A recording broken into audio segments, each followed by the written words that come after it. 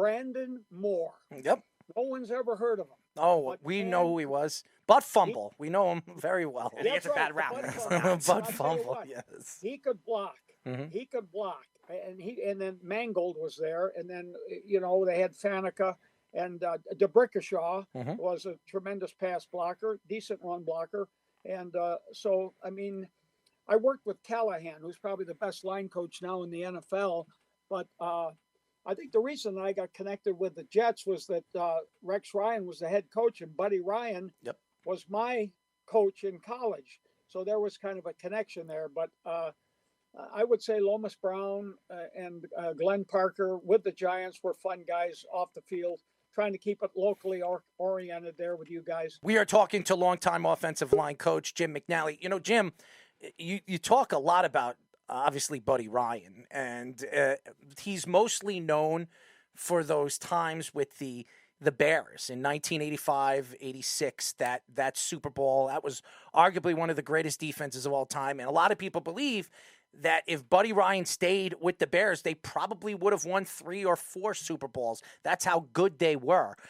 What was Buddy Ryan like as a coach? What is he like as a confidant? What was he like off the field as a friend? Well, Buddy Ryan was from Oklahoma originally. He went to Oklahoma State, and he had that southern drawl, even though he wasn't from the South. He was from the, wherever the hell you call it, the Southwest. But he had all kinds of sayings. You can't ride him in the chute. I don't know what the hell that meant. You can't ride that horse if you're still in the chute, right?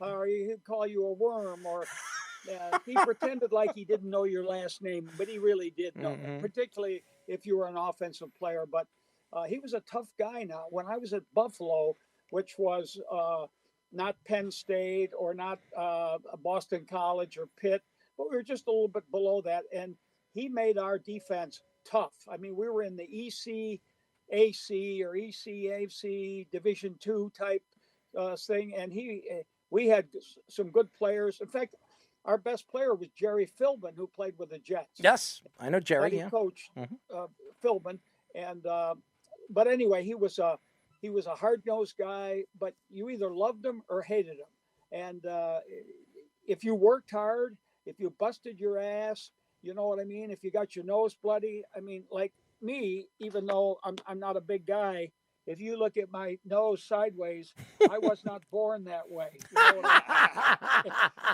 mean? It was Buddy Ryan's drills, I mean, we had those Riddell helmets. That's right. And we talked about sticking them. That was you stuck your head in, whether it was legal or not. And we had a drill called Blood Alley. And here was the drill. A freshman running back would run the ball, and then a defensive player would be chopping his feet and making a tackle on him. And then when the first tackler would grab him or tackle him, here came another guy, like another guy trying to get on the pile, just trying to crush that freshman running back.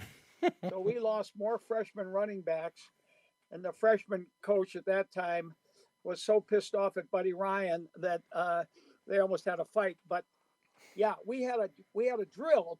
I was what they call a 2 technique, which means you played over the guard. And it was me and another guy, and between us there was nobody. And so if they ran up the middle and they trapped you or something, you got help. But anyway, we used to have a drill where the entire offensive line would block the 2 of us. Now, they couldn't all block us at once, but I mean, it would be a drill where he had all these exotic drills for the technique you played on defense. But yeah, he was a great coach. There's no question. Where's your nickname? Where does your nickname come from? They call you the Mouse. My nickname is Mouse. Yes. It's not because I have the big ear. But when I was a kid, maybe 12 years old, down at the local high school where I went, I was playing football. I think it was just touch football. And I was kind of quick. And I was with older guys. And they said, look at the little mouse running around. No, don't forget, I'm 12 years old now. My wife, to this date, calls me Mouse. Whatever city I'd go to a coach, they didn't know my nickname is Mouse until they heard my wife or someone else that knew me. Hey, Mouse. And then I became Mouse forever.